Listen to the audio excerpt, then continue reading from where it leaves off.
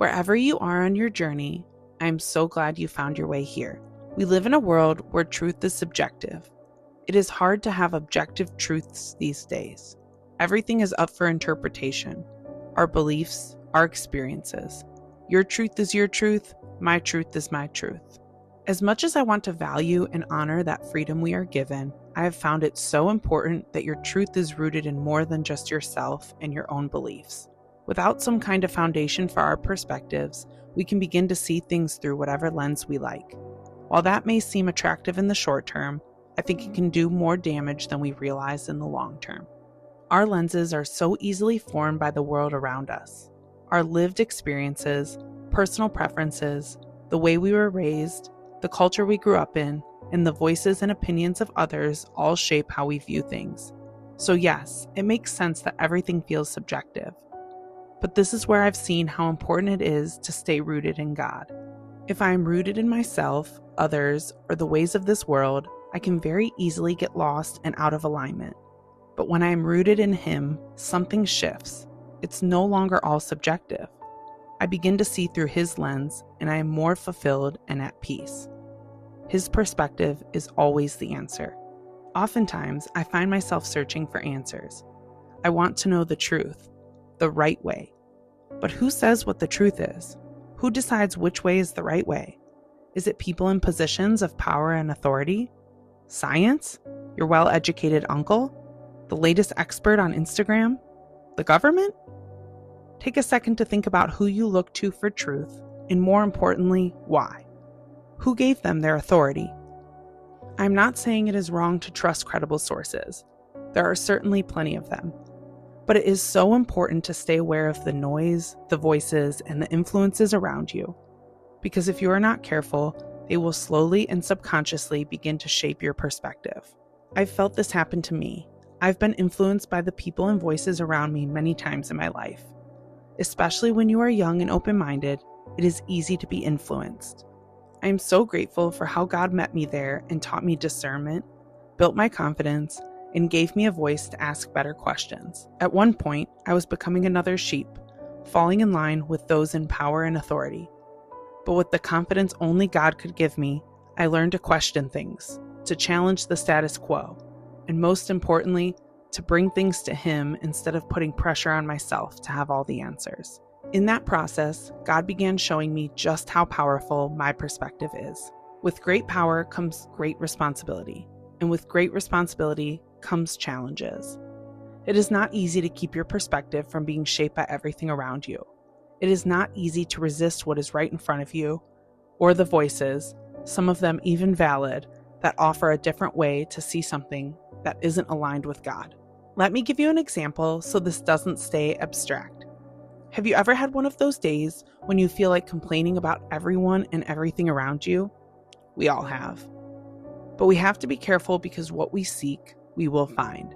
If you want to find something to complain about, you will.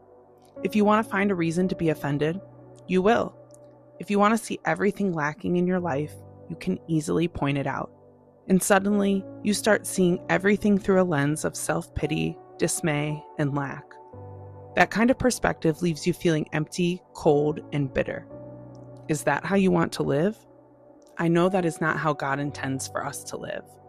We have been given freedom, free will, to think and act as we choose. That is a gift, but without awareness, that freedom can become dangerous. We have to take responsibility for our perspective. We have to be intentional in not letting it drift into bitterness, emptiness, or coldness, but instead, turning to God for His. Because when I turn to Him, something shifts. When I see through His lens, I feel empowered. I feel free. I feel strong. I feel at peace. I am no longer a victim of my circumstances. I am rooted in His goodness and His love. What you seek is what you orient your heart and mind toward. If you seek validation, you'll see offense everywhere. If you seek control, you'll see threats everywhere. If you seek yourself, everything revolves around you. But if you seek God, you begin to see through His lens. Seek and you will find is not just about finding things. It is about what you are seeking that trains you to see. In Matthew chapter 7, Jesus says, Ask and it will be given to you. Seek and you will find. Knock and it will be opened to you. This comes from the Sermon on the Mount, a pivotal moment when Jesus teaches about the kingdom of God, reshaping how we understand righteousness, motives, judgment, and our dependence on Him. This verse is not telling us we can manifest whatever we want or get whatever we want. It is not about self-centered outcomes. It is about seeking God Himself, dependence on Him, and alignment with His will. The Greek word for seek means to pursue, to desire, to strive after, to aim for. This is not passive. It is choosing to orient your life towards something and pursue it intentionally. So the question becomes, what are you seeking? In that same sermon, Jesus also says, the eye is the lamp of the body. If your eyes are healthy, your whole body will be full of light. But if your eyes are unhealthy, your whole body will be full of darkness. If then the light within you is darkness, how great is that darkness?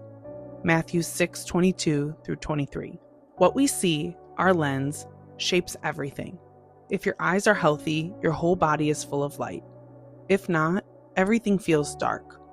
So ask yourself honestly, is your lens healthy or unhealthy? Do you feel filled with light or with darkness? One thing I can say with certainty, God's perspective will always lead to light. If you feel darkness, it is not from Him. But He does not force us to seek Him. We have to choose intentionally every single day. We are always seeking something, whether we realize it or not. Seek and you will find becomes less about getting what we want and more about being transformed in how we see. What we seek shapes what we notice, interpret, and believe. When we seek through our own lens, we stay limited. But when we seek God, our perspective begins to shift. This is not a formula, it is an invitation into a relationship. When we pursue God, we encounter Him. And when that happens, everything begins to change. It's not just that perspective is powerful, it's that who we seek determines our perspective. I can promise you this, the path of seeking God is not easy. It comes with challenges, especially in the world we live in.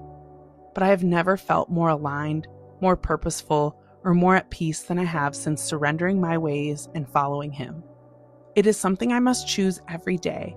I am far from perfect at it, but I know I am fearfully and wonderfully made by Him, and that He has a plan and a purpose for my life.